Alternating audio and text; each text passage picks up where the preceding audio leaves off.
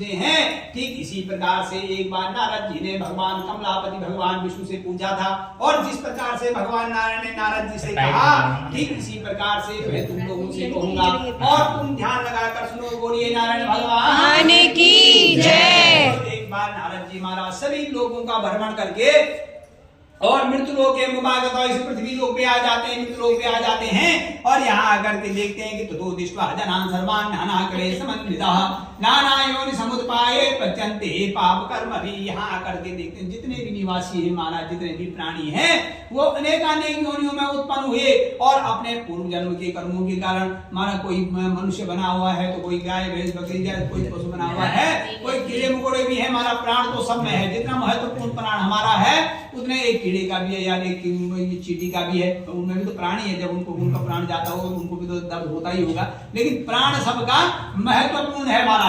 लेकिन अपने कर्मों के कारण हर कोई किसी योनि में पड़ा हुआ है।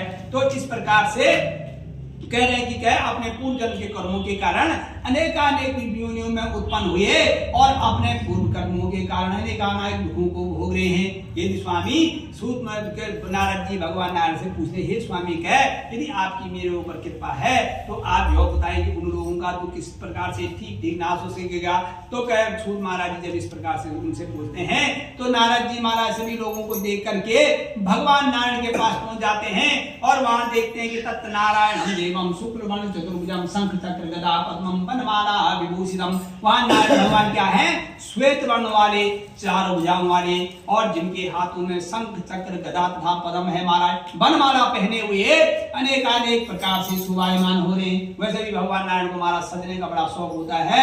अलंकारम प्रियम विष्णु जलधारा प्रियम शिवम। भगवान नारायण को जितने भी अलंकार चढ़ा दो महाराज उतने कमी है, जो भी और चढ़ा सकते हैं वो कमी है। जलधारा प्रियम शिवम नमस्कारम प्रियम भानु ब्राह्मण से प्रियवाचनम। और भगवान शिव को कहे जलधारा बड़ी प्रिय, जो एक लोटा पानी चढ़ाया और उसमें ही परिपूर्ण है। नमस्कारम प्रियम भानु, भगवान भास्कर को, भगवान सूर्य को नमस्कार बड़ा प्रिय है। और इन सभी देवताओं में ब्राह्मण देवता को कहते हैं कि भोजन और ब्राह्मण को बोलना बड़ा पसंद होता है। बोलिए नारायण भगवान की जय। तो महाराज नारद जी वहां गए, उन्होंने भगवान नारायण को देख करके स्तुति की, कहा हे भगवान आज मध्यान्ह हीनाय निर्गुणाय गुणात्मने। आपका आज मध्य अंत कुछ नहीं है, निर्गुण होते हुए भी आप अनेकानेक गुणों से युक्त हैं। सृष्टि के आदिभूत भक्तों का दुख नष्ट करने वाले इस प्रकार के भगवान नारायण को मुझ नारद का प्रणाम स्वीकार हो। बोलिए नारायण भगवान की जय। नारद जी की स्तुति पे भगवान नारायण नारद जी को दर्शन देते हैं और पूछते हैं कि मर्तिमागतोषि त्वं किम ते मनसि वर्तते। हे नारद तू मेरे पास किस मनोरथ से आया है? तेरे मन में क्या प्रश्न है? तेरे मन में क्या विचार है? कहते हैं महाराज किस स्वार्थ लायक करें सब प्रीति और सुन नर मुनि सबकी यह रीति। जब हमारा किसी से कोई काम पड़ता है तभी हम उसको याद करते हैं, होता है ना। आपने मुझे याद कर दिया 3-4 सालों में, आज किया आज आपका काम था, स्वार्थ लायक करें सब प्रीति और सुन नर मुनि सबकी। जब हमारे कोई से कोई काम मतलब है ही, समय भी वही है भैया कि जब कोई काम पड़ेगा तभी आदमी किसी भी निवासी है, जितने भी प्राणी है महाराज, वो अनेकानेक योनियों में उत्पन्न हुए और अपने पूर्व जन्म के कर्मों के कारण अनेकानेक प्रकार से दुखी हो रहे हैं महाराज। ये स्वामी जी आपकी कृपा है तो आप यह बताएं कि उन लोगों का दुख किस प्रकार से ठीक ठीक नाश हो सकेगा। महाराज की बात है कि भगवान नारायण के पास जाकर के भी आदमी जब अपने लिए कुछ न मांगे और लोगों के लिए मांगे तो यह बहुत बड़ी बात है महाराज। और इसलिए भगवान नारायण बड़े प्रसन्न हुए, कहा साधु मुख्यते मोहा तत्सुनंदे। हे नारद तूने लोगों के ऊपर भलाई करके जो बात पूछी है वो बड़ी ही उत्तम बात है महाराज, और यह हर किसी के बस की बात है भी नहीं।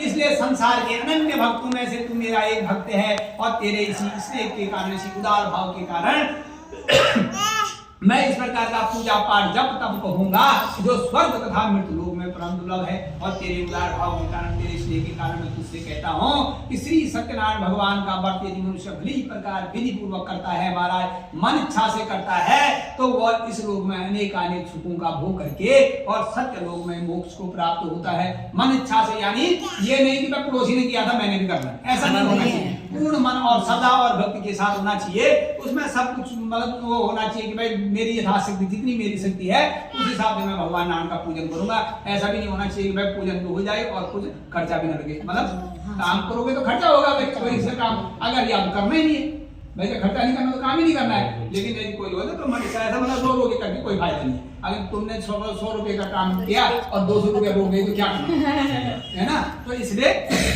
मन इच्छा से भगवान नारायण का पूजन होना चाहिए। और इस प्रकार से महाराज कहते हैं कि कहते श्री सत्यनारायण भगवान का मन में स्मरण करके और भगवान की ऐसी वाणी सुन करके महाराज नारद जी ने फिर पूछा भगवान से कि किम फलम किम विधानम तो केनोदिनम तद्व्रतम काहे प्रभु, इस व्रत का क्या फल तथा क्या विधान है और यह कैसे कैसे किया जाता है। क्योंकि महाराज कुछ फल नहीं मिलेगा तो कोई करने वाला है नहीं। अगर कवर विधान भी ज्यादा लंबा चौड़ा होगा तो इसको फिर भी कोई करने वाला नहीं है। तो इसलिए भगवान नारायण ने कहा दुख शोकारि शांतिदम, दुख और शोक को शांत करने वाला, धन धान्य को बढ़ाने वाला, सौभाग्य और संतति को देने वाला, सर्वत्र विजय देने वाला है हमारा ये भगवान। जो मनुष्य जिस मन इच्छा से भगवान नारायण का पूजन करता है और पूर्ण श्रद्धा के साथ करता है महाराज, तो ये तो निश्चित है कि उसकी वो मन इच्छा निश्चय ही पूर्ण आज भी होती है। ऐसा नहीं है आज नहीं होती, आज भी होती है। लेकिन आप श्रद्धा दिखा के तो देखिए भगवान के प्रति हमारी श्रद्धा तो होनी चाहिए तब तो।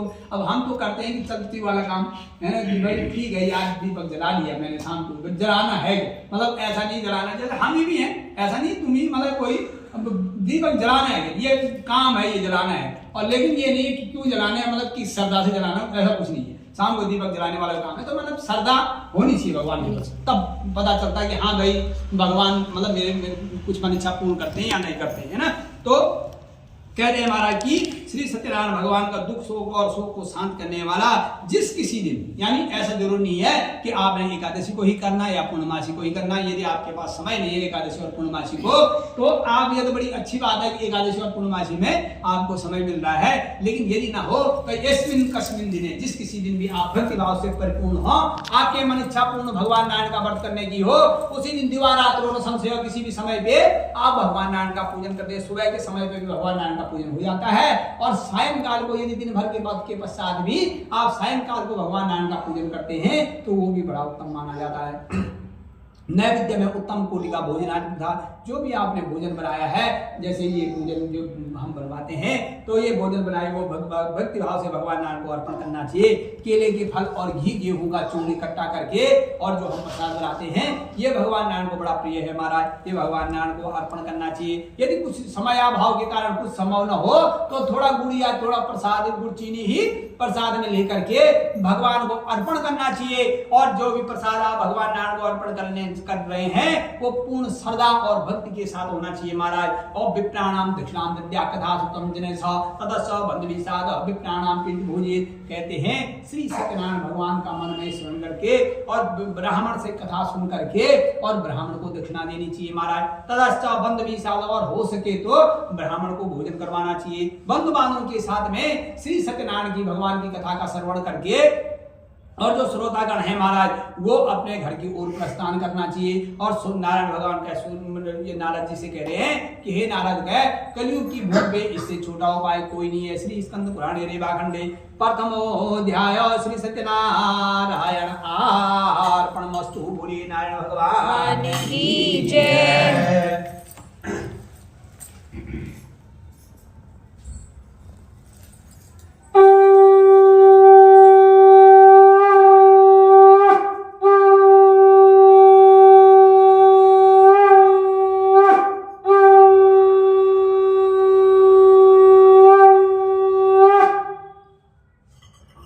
श्री कृष्ण गोविंद हरे मुरारी, हे नाथ नारायण वासुदेवा। श्री कृष्ण गोविंद हरे मुरारी, हे नाथ नारायण वासुदेवा। हे नाथ नारायण वासुदेवा। तत्त्वं व्याकरो भूत्वा नित्यं ब्रह्मामि भूतले दुखितं ब्राह्मणं दृष्ट्वा भगवानं ब्राह्मणं प्रियं। सूत महाराज जी आगे 88,000 ऋषियों से कह रहे हैं कि हे ऋषियों आगे की कथा सुनो के सुंदर काशीपुरी नगरी में महाराज एक बहुत ही निर्धन ब्राह्मण रहता था। चंद्र जी को पूछा गया था कि आपका नाम राम क्यों पड़ा है, तो भगवान रामचंद्र जी ने कहा था विप्र प्रसाद धरणी धरो हम, विप्र प्रसाद कमला भरो हम। अब विप्र प्रसादा अजिताजितो हम विप्र प्रसादा मम राम नाम। कहा कि ब्राह्मण के आशीर्वाद से ही मैंने धरणी यानी पृथ्वी को धारण किया है और ब्राह्मण के आशीर्वाद से ही मैंने कहा तुम जैसी लक्ष्मी जो है जिसके पीछे हमारा सारा संसार घूमता है उस लक्ष्मी को का वर्ण किया है। और विप्र प्रसादा अजिताज तो हम ब्राह्मण के आशीर्वाद से ही मैं अजय हूँ, मुझे कोई नहीं जीत सकता है। और ब्राह्मण के आशीर्वाद से ही मम राम नाम, मेरा नाम ये ब्राह्मण का आशीर्वाद है, मेरा जो नाम पड़ा है ये ब्राह्मण के आशीर्वाद से है। बोले रामचंद्र भगवान की जय। भगवान नारायण महाराज ब्राह्मण का बड़ा सम्मान करते हैं। गरीब ब्राह्मण को देख करके एक वृद्ध ब्राह्मण का रूप लिया और उस गरीब ब्राह्मण के पास पहुंचे, कहा कि हे ब्राह्मण देवता, आप हमेशा ही दुखी मन से क्यों पृथ्वी लोक पे घूमा करते हैं? आपको क्या दुख है? यदि आपको कोई दुख है तो आप मुझसे कहें, हो सकता है मैं आपकी कोई मदद कर सकूं। ब्राह्मण को भगवान नारायण के वृद्ध ब्राह्मण की उसने कहा कि ब्राह्मणों की दरिद्रो हम विचार है ब्रह्ममयी, हे ब्राह्मण देवता, मैं बहुत ही निर्धन ब्राह्मण हूँ और अपने परिवार के भरण पोषण के लिए पृथ्वी लोक पे घुमा करता हूँ। यदि आप कोई उपाय जानते हैं तो कृपा करके आप मुझसे कहें। तो वृद्ध ब्राह्मणों वाचो भगवान नारायण कहते हैं, सत्यनारायण वृद्ध ब्राह्मण जो हैं कह रहे हैं कि सत्यनारायण का है ब्राह्मण देवता। सत्यनारायण भगवान जो है, विष्णु भगवान जो हैं अभीष्ट फल को देने वाले हैं, मनोवांछित फलों को देने वाले हैं। इसलिए हे विप्र का हे ब्राह्मण देवता, तुम उनका उत्तम व्रत और पूजन करो जिसको करने से मनुष्य के सारे दुख नष्ट हो जाते हैं। और ब्राह्मण को व्रत का सारा वृतांत सुना करके और सत्यनारायण वृद्ध ब्राह्मण जो है महाराज वही अंतर ध्यान हो जाते हैं। बोले नारायण भगवान की जय। लो इधर चलो अमर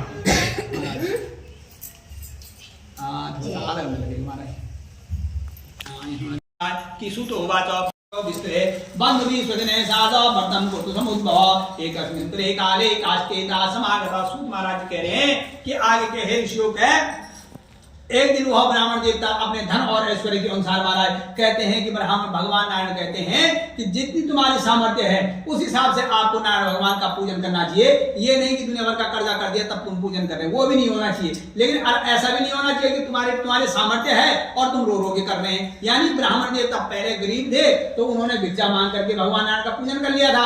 आज धन धान्य की परिपूर्णता हो गई तो अपने धन धान्य के अनुसार भगवान नारायण का पूजन करने के लिए तैयार हुए।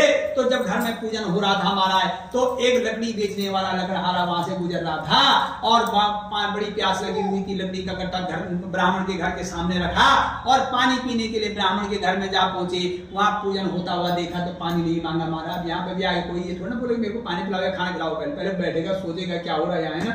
तो वैसे तो होता है। तो इसलिए ब्राह्मण लकड़हारे ने बैठ करके पूजन करना, वहां कथा का श्रवण किया।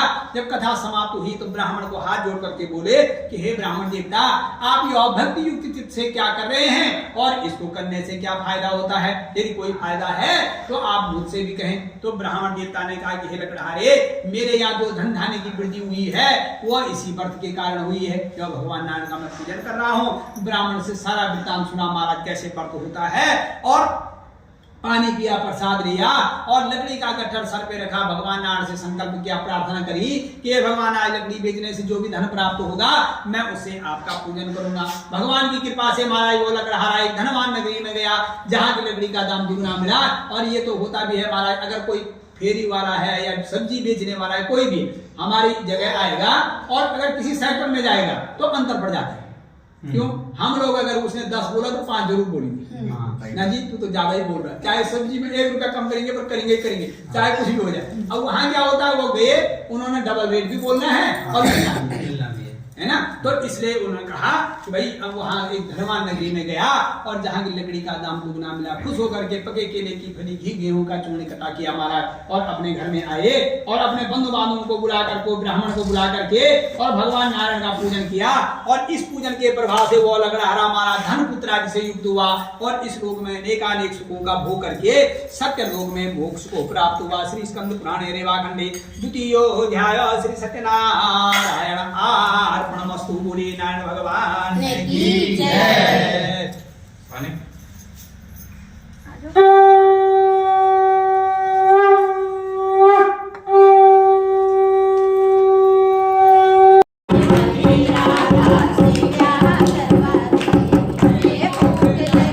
राधा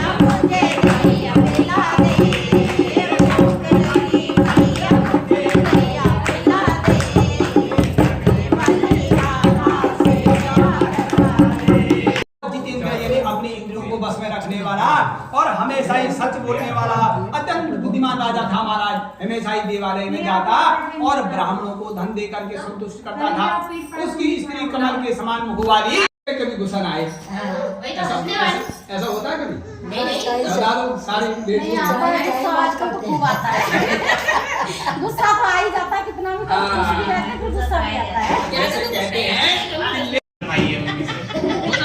सभी खाते हैं, पापा ही नहीं सभी खाते हैं। तो वैसे कहते हैं जिस घर में लेडीज खुश रहती हैं उस घर में माँ लक्ष्मी की कृपा बनी रहती है। महाराज कोशिश करनी चाहिए, ठीक है, घर में अच्छी सर्वत्र पड़ जाइए होता ज्यादा, मतलब अगर घिचपिच भी हुई वो भी गड़बड़ी है और ज्यादा गुस्सा भी गड़बड़ी। अधिका भला न बोलना अति भली न चूप और अधिका भला न बरसना अति भली न धूप। तो अति सर्वत्र पड़ चाहिए, अति नहीं होना चाहिए, क्योंकि जब आदमी घर पे आए हर समय गुस्सा ही है और आदमी बाहर गया आदमी खुश है ना, तो ऐसा भी नहीं होना चाहिए। कुछ कभी प्यार प्रेम भी होना चाहिए, कभी गुस्सा भी होना चाहिए। तो बोलिए नारायण भगवान कमल के समान मुख वाली, हमेशा ही खुश रहने वाली सती साध्वी तथा पतिव्रता स्त्री थी महाराज। भद्रशिला नदी के किनारे पे राजा और रानी दोनों भगवान नारायण का पूजन कर रहे थे। जब वहां पे पूजन हो रहा था तो एक साधु नाम का वैश्य महाराज व्यापार के लिए जा रहा था और वहां राजा और रानी को पूजन करता हुआ देख करके और अपनी नौका को नदी के किनारे खड़ी कर दिया और राजा के पास पहुंचे। कहा कि हे राजन, आप भक्ति युक्त से यह क्या कर रहे हैं और इसको करने से क्या फायदा होता है? राजा ने कहा कि हे साधु, पूजनम क्रियते साधु विष्णु तुल्यते सवर्तम चौसने साधु पुत्र वाप्ति कामया। कहा हे साधु, मेरी कोई संतान नहीं है, इसलिए जो भगवान नारायण का अतुल तेज संपन्न भगवान सत्यनारायण का मैं पूजन कर रहा हूँ। भूपस्य वचनम श्रुत्वा, जैसे ही राजा के वचन उस साधु ने सुने महाराज, साधु रोज साधन दोबारा से राजा को नमस्कार किया और कहा कि हे राजन, आप जिस प्रकार से कर रहे हैं उसका पूरा वृतांत आप मुझसे भी कहो, मैं आपके कहे के अनुसार करूंगा, क्योंकि मेरी भी कोई संतान नहीं है और मुझे विश्वास है कि इससे मेरी संतान हो जाएगी। बोलिए नारायण भगवान।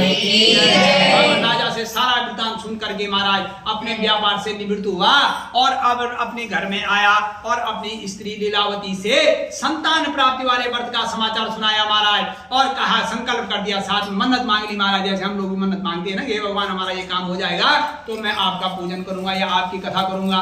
तो इसी प्रकार से उसने भी मन्नत मांग ली, जब हमारी कोई संतान हो जाएगी तब हम भगवान नारायण का पूजन करेंगे। और अपनी इस महाराज भगवान नारायण की कृपा से उसकी स्त्री सती साध्वी भार्यापति के साथ आनंदित होकर के ऋतुकालीन हुई और धर्म चरण में परिवर्तित हो गई। भगवान सत्यनारायण की कृपा से गर्भवती हो गई और 10वें मास में उसने एक सुंदर कन्या को जन्म दिया महाराज। वह कन्या इस प्रकार से बढ़ने लगी जैसे शुक्ल पक्ष की चंद्रमा हो। जब उसका नामकरण किया गया तो उसका नाम कलावती रखा गया। कलावती के नामकरण के पश्चात पत्नी ने मीठी स्वरों में कहा कि हे स्वामी, अब हमारी मन्नत पूरी हो गई है, अब हमें भगवान नारायण का पूजन कर लेना चाहिए। तो इस प्रकार से महाराज साधु ने कहा कि अपनी पत्नी को आश्वासन दिया कि विवाह समय हेतुश्या करश्यामि व्रतम प्रिय यदि भार्या समावस्या जगामं नगरम प्रति। कहा, हे प्रिय, अपनी बेटी के शादी के समय पे हम भगवान नारायण का पूजन करेंगे। उस समय हमारे दोनों काम हो जाएंगे, बेटी की शादी भी हो जाएगी और नारायण भगवान का पूजन भी हो जाएगा। महाराज इस प्रकार का आश्वासन अपनी पत्नी को दिया और अपने व्यापार के लिए चला गया। समय बीतता गया, बेटी जो है पितृघर में वृद्धि को प्राप्त हुई और एक दिन जवान हो गई। एक बार नगर की सखियों के साथ में अपनी बेटी को खेलते हुए देखा तो तुरंत दूत को बुला करके कहा, वह बेटी जवान हो गई है, इसके लिए कोई वर ढूंढ ले आओ। बेटी दूत महाराज वर की ढूंढ में गया। ढूंढते ढूंढते कंचनपुर नगर में पहुंचा। वहां एक सुंदर गुणयुक्त वैश्यपुत्र को देखा और उस सुंदर गुणयुक्त वैश्यपुत्र को देख करके उसको अपने साथ में लेके आया। और उस सुंदर साधु ने भी जब सुंदर गुणयुक्त वैश्यपुत्र को देखा तो जाति तथा बंधु बांधवों के साथ में उस वैश्यपुत्र के साथ में अपनी कन्या का विवाह कर दिया महाराज। और दुर्भाग्य उस समय भी वो भगवान नारायण का व्रत करना भूल गया। क्षणे तुष्टे भगवान नारायण महाराज कहते हैं, क्षणे तुष्टे कहते हैं भगवान नारायण को कि क्षण भर में खुश हो जाते हैं और क्षण भर में रुष्ट भी हो जाते हैं महाराज। रुष्ट हो गए महाराज और कहा कि जब वो कुछ समय पश्चात अपने दामाद को साथ में लेकर के और व्यापार के लिए चला गया महाराज। समुद्र के समीप रत्नपुर कोई नगर है, उनमें दोनों ससुर तथा दामाद व्यापार करने लगे। उन दिनों वहां का राजा चंद्रकेतु था। चंद्रकेतु राजा के नगर में पहुंच करके प्रतिज्ञा भ्रष्ट देख करके भगवान नारायण ने उसे श्राप दे दिया महाराज कि तुझे दारुण से दारुण दुख प्राप्त हो, यानी कठिन से कठिन दुख प्राप्त हो। एक बार क्या होता महाराज, राजा की हाथ चोरी हो जाती है। राजा का धन चोर चुरा करके भाग रहे होते हैं तो राजा के दूत उनको देख लेते हैं और उन चोरों का पीछा करते हैं। जब चोरों ने देखा कि अब हम पकड़े जाएंगे, तो उन्होंने सारा धन वहां पे छोड़ दिया जहां पे वो लोग रुके हुए थे और अपने आप वहां से अंतर ध्यान हो गए। बोले नारायण भगवान की जय। जब राजा के दूत वहां पहुंचे, उन्होंने अपना धन वहां पे देखा, तो उन दोनों को पकड़ करके और जितना धन उनके पास था सारा धन उठा करके राजा के पास चले गए और कहा कि हमने चोरों को पकड़ लिया है। राजा ने उन्हें महाकारागार में डाल दिया और इसी श्राप के कारण उनके घर में भी चोरियां हो गई। घर का सारा धन चोर चुरा करके ले गए महाराज। आज उनकी स्थिति ऐसी होगी, शारीरिक तथा मानसिक पीड़ा से दुखी होकर के भूख और प्यास की चिंता से वो दर दर भटकने पे मजबूर हो गए महाराज। एक दिन वह कन्या कहे भूख से पीड़ित हुई एक ब्राह्मण के घर में जा पहुंची जहां भगवान नारायण का पूजन हो रहा था और बैठ करके कथा का श्रवण करने लगी। और जब देर रात प्रसाद लेकर के घर पहुंची तो माँ ने कहा कि हे बेटी, तुम इतनी देर तक कहां थी और तुम्हारे मन में क्या प्रश्न है, तुम्हारे मन में क्या विचार है? बेटी ने कहा कि हे माँ, मैंने एक ब्राह्मण के घर में मन इच्छा पूर्ण वाले व्रत की कथा सुनी है। जैसे ही बेटी ने ऐसा कहा महाराज, माँ को तुरंत याद आ गई कि हमने भी भगवान नारायण का व्रत करने के लिए मन्नत मांगी थी, लेकिन हम कर नहीं पाए। हो सकता है उसीलिए हमारी ये स्थिति हो गई हो। तुरंत ही भगवान नारायण का व्रत करने के लिए तैयार हो गई। सुबह ही उठ करके अपने नित्य कर्म से निवृत्त हुई और ब्राह्मण को बुला करके, अपने बंधु बांधवों को बुला करके भगवान नारायण का पूजन किया। और इस पूजन के प्रभाव से वह बार बार भगवान से क्षमा याचना की कि भगवान हमारे अपराध को क्षमा कर दो, मेरे पिता तथा मेरे दामाद घर आ जाए, उनके अपराध को भी क्षमा कर दो। क्षणे तुष्टे क्षणे रुष्टे भगवान प्रसन्न हो गए और राजा चंद्रकेतु के स्वप्न में गए और कहा कि हे राजन, तूने जो वैसे पुत्रों को बंदी बना रखा है उनको सुबह ही छोड़ देना। अगर ऐसा तूने ऐसा नहीं किया तो मैं तेरा सारा राजपाट नष्ट कर दूंगा। इस प्रकार का स्वप्न राजा को होता है। राजा सुबह ही उठ करके और अपने दूतों को आदेश देते हैं कि जो वैसे पुत्र हमने बंदी बना रखे हैं उनको खोल करके ले आओ महाराज। दूत जा करके उनको बेड़ियों को खोल करके ले आते हैं और उनकी दाढ़ी हजामत वगैरह बनवा करके अपने धन से भी दुगना धन उनको देते हैं और कहते हैं कि अब तुम अपने घर की ओर प्रस्थान करो।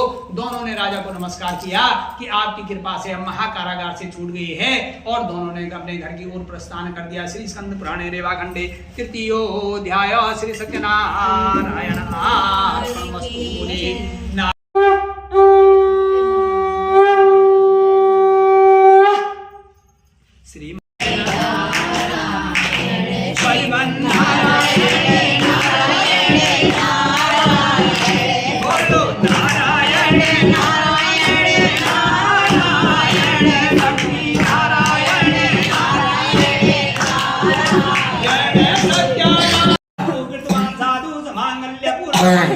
ब्राह्मणेभ्यो धनं दत्त्वा ददातु नगरं यः दूरे गते साधु सत्यनारायणं प्रभो जिज्ञासा कृतवान् साधु पदोरो स्थितं। सूत महाराज आगे उठा दिया ऋषियों से कह रहे हैं ये लगे हिंदू सारे पीछे रखना आरंभ कर दिया महाराज। दूरे गते साधु सत्यनारायण प्रभु। कुछ ही दूर पहुंचा था महाराज, भगवान नारायण के मन में विचार आया कि इतने कष्टों के बाद इस पे कुछ असर पड़ा या नहीं।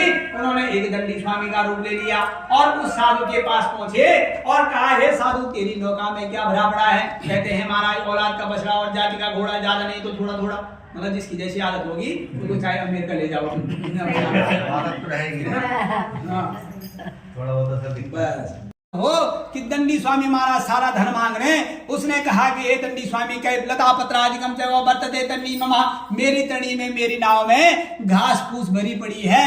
और कहा कि यदि आपको धन की इच्छा है तो आप मुझे माफ करें। तो निष्ठुरम वचनम श्रुत्वा और कहा तेरे वचन सत्य हो। वहां से दूर समुद्र के किनारे पे जाकर के आसन जमा दिया महाराज। जब वो अपने नित्य कर्म से निवृत्त हुआ और अपनी नौका के पास पहुंचा महाराज, तो नौका को देखते ही मूर्छा आ गई। यहाँ तो 10 रुपए खोते हैं तो आदमी घूम जाता है कि यार कहाँ गई, तो उसकी तो पूरी नौका चली गई। तो मूर्छा तो आनी नहीं, स्वाभाविक था ना।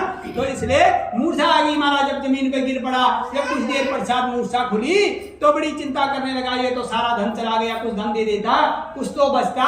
लेकिन जो दामाद जी साथ में थे उन्होंने कहा आप तो चिंता करने से कोई फायदा नहीं है, यह आपके असत्य वचनों का फल है और हमें उनकी शरण में जाना चाहिए। वो सब कुछ करने में समर्थ हैं। दामाद के वचन सुनकर के उन दंडी स्वामी की ढूंढ में चला गया महाराज। उनको ढूंढते ढूंढते दूर से देखते ही आदर पूर्वक नमस्कार कर बोला कि मैंने आपके सम्मुख जो असत्य वचन कहे हैं मेरे अपराध को क्षमा कर दो। ऐसा कहते कहते महाराज उनकी चरणों में गिर पड़ा। उसकी आंखों से आंसू आने लगे उसका रोता हुआ देख करके। दंडी स्वामी ने कहा रो मत, कह तू मेरी पूजा से विमुख हो गया है। हे दुर्बुद्धि, कह जो तूने दोबारा दुख पाया है वो मेरी आज्ञा के कारण ही पाया है। भगवान की वाणी सुन करके साधु महाराज भावुक हो जाता, उद्दित हो जाता और स्तुति करने के लिए उद्दित हो जाता, उसकी आंखों में आंसू आने लगते हैं और कहता है त्वन्मया मोहिता सर्वे ब्रह्माद्या देवता कसा न जानान्ति गुणान रूपम तावच्चितम मिदम प्रभो। कहा हे भगवान, आपकी माया से मोहित होकर के ब्रह्मा जैसे देवता भी जब आपको नहीं पहचान पाए तो मैं तो एक मूर्ख प्राणी हूँ, मैं कैसे आपकी माया से मोहित न हो। मैं धन और ऐश्वर्य के अनुसार जितनी मेरी सामर्थ्य है महाराज उसके हिसाब से आपका पूजन करूंगा। आप मेरी नौका में पहले के समान धन भर दो। क्षण रुष्टे भगवान उसकी प्रार्थना से प्रसन्न होकर के उसे तथास्तु का वरदान दे करके और वहां से अंतर ध्यान हो जाते हैं। बोले नारायण भगवान की जय। अपनी नौका के पास पहुंचा, नौका को पहले के समान भरी हुई देख करके और यत्न पूर्वक नौका को चला करके महाराज अपनी घर की ओर प्रस्थान कर दिया। धन के रक्षक दूत को पहले घर में भेज दिया, समाचार दे दो जी हम लोग आ गए हैं। दूध घर में जा करके और वैसे की स्त्री को हाथ जोड़ करके प्रणाम करके बोलता है कि सेठ जी अपने बंधु बांधवों के साथ में अपने नाविकों के साथ में समुद्र के किनारे पहुंच गए हैं। जिस समय दूत ने यह समाचार सुनाया महाराज तो बेटी उस समय भगवान नारायण का पूजन कर रही थी। माँ ने बाहर से आवाज लगा दी कि हे बेटी मैं चलती हूँ और तुम जल्दी से आ जाना, तुम्हारे पति तथा तुम्हारे पिता आ गए हैं। बेटी ने भी जैसे सुना महाराज बड़े दिनों से पति को मिलना हो रहा था तो उसने जल्दी जल्दी में पूजन समाप्त कर दिया और कह देगा जल्दी का काम हमेशा शैतान का कुछ ना कुछ गड़बड़ जरूर होती है ना। अगर तुमने चूल्हे में रख दिया और इधर उधर है तो तुमने गिरना ही गिरना है। तो इसलिए महाराज कहा कि वो प्रसाद खाना भूल गई और अपने पति को देखने चली गई। जब भगवान नारायण कहते हैं महाराज कि भगवान नारायण की कथा सुनो न सुनो लेकिन कहीं पे प्रसाद मिल रहा तो प्रसाद जरूर ग्रहण करना चाहिए भगवान का। तो इसलिए महाराज वो प्रसाद छोड़ना करके और वो जैसे ही समुद्र के किनारे पहुंची भगवान नारायण ने एक नौका के साथ में उसके पति को वहां से अंतर ध्यान कर दिया, समुद्र में डुबो दिया। और जब उसने वहां पहुंची और उसने सबको देखा, अपने पति को नहीं देखा तो उसने सोचा महाराज इन लोगों ने मेरे से झूठ कहा है और रोती बिलखती हुई भूमि पे गिर पड़ी महाराज। और कन्याओं का दृश्य होना और कन्या का अत्यंत दुखी देख करके साधु तथा उसकी स्त्री भयभीत हो गई महाराज। सारे मल्ला लोग भी जितने भी वहां पे नावे लोग हैं सारे चिंता करने लगे कि और सब कुछ अभी तो ठीक ठाक था, अभी क्या हो गया महाराज। लीलावती ने कन्या को देख करके बिहार होकर के विलाप करती हुई अपने पति से बोली कि अभी अभी नौका यहीं पे थी, अभी कहाँ छुप गई। क्या मैं नहीं जानती क्या कौन से देवता का कोप है, किसने नौका का हरण कर लिया है। सत्यनारायण भगवान का मातम्य भी कौन जान सकता महाराज। स्वजनों के साथ सभी लोग अत्यंत विलाप करने लगे और भगवान नारायण की कृपा से स्वजनों के साथ कह सभी लोग अत्यंत विलाप करने लगे। कल्यावती कन्या ने अपने पति को न देख करके और उसकी खड़ाऊ लेकर के सती होने का निश्चय कर दिया महाराज। बेटी का इस प्रकार का निश्चय दे करके साधु तथा उसकी स्त्री भयभीत हो गई महाराज। और वो कहता है साधु कहता है या तो भगवान नारायण ने मेरी नौका को हर लिया है, मैं उनकी माया से मोहित हो गया हूँ। बार बार भूमि पे गिर करके भगवान नारायण से क्षमा याचना करता है। सभी मल्ला लोगों को बुला कर जितने लोग वहां पे हैं सबको बुला करके सबके सामने संकल्प करता है महाराज कि मेरी जितनी सामर्थ्य है मैं उस हिसाब से हे भगवान आपका पूजन करूंगा। और बार बार भूमि पे गिर करके क्षमा याचना करता है। क्षण रुष्टे भगवान प्रसन्न हो गए और आकाशवाणी होती है कि तेरी कन्या प्रसाद छोड़ करके आई है, यदि वो घर जा करके प्रसाद खा करके लौटेगी तो उसका पति वहीं मिल जाएगा। इस प्रकार की आकाशवाणी होती है महाराज। वो कन्या घर जाती है और अपने घर में प्रसाद खा के लौटती है तो अपने पति को वहीं पाती है। अब वो अपने पिता से कहती है कि देर मत करोगे, अब घर की ओर प्रस्थान करो। सभी लोग कन्या के वचन सुन करके भगवान नारायण की जय जयकार करते हुए अपने घर की ओर प्रस्थान करते हैं। और इसके बाद तो महाराज एक महीने में एक संक्रांति आती है, दोनों दिन वो भगवान नारायण का पूजन करता था और इस पूजन के प्रभाव से वो साधु इस लोक में अनेक सुखों का भोग करके और सत्य लोक में मोक्ष को प्राप्त हुआ। श्री स्कंद पुराणे रेवाखंडे चतुर्थोऽध्याय श्री सत्यनारायण अर्पणमस्तु। बोले नारायण भगवान की जय।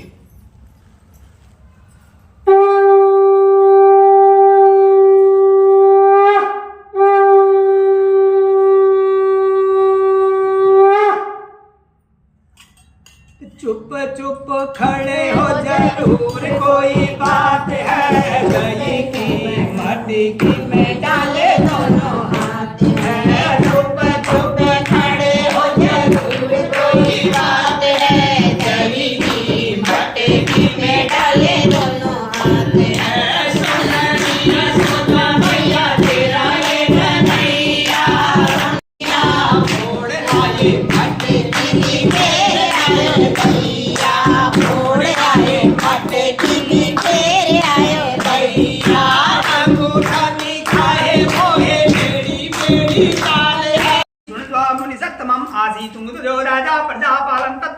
प्रसादं सत्यदेवस्य तदक्तः दुग्मादयात् एकदासो हवनं गत्वा हत्वा बहून् पशूनां। सूत महाराज जी आगे 89,000 ऋषियों से कह रहे कि हे ऋषियों, आगे की कथा सुनो। कह अपनी प्रजा को अपने बच्चों के समान पालने वाला तुंगध्वज नाम का एक राजा था महाराज। उसने भी एक बार भगवान नारायण का प्रसाद त्याग करके एक अनेकानेक दुख उठाए हैं महाराज। एक बार राजा वन में जा करके अनेकानेक पशुओं का आखिर करके एक बड़ वृक्ष के नीचे आराम कर रहा होता है। ठीक उसी समय पे कुछ ग्वाल वाले महाराज वहां पे भगवान नारायण का पूजन कर रहे होते। राजा नगत्वा नमाम न तो राजा वहां गया और ना ही उसने भगवान नारायण को नमस्कार किया।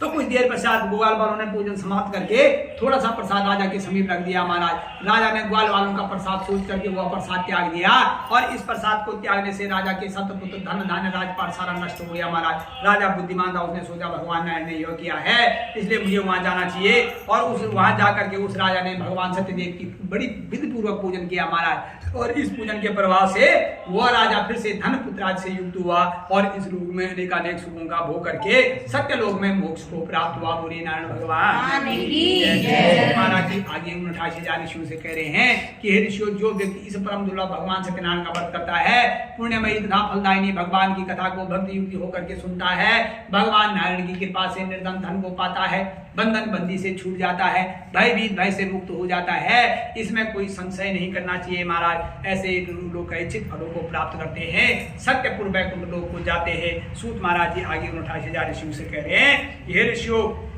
का जो व्यक्ति इसे नित्य पढ़ता है सुनता है उसके सारे पाप मुक्त हो जाते हैं। कलयुग की भूमि पे भगवान सत्यदेव की पूजा बड़ी फलदायिनी है महाराज। भगवान को कोई काल, कोई ईश, कोई सत्यदेव तथा कोई सत्यनारायण कहते हैं।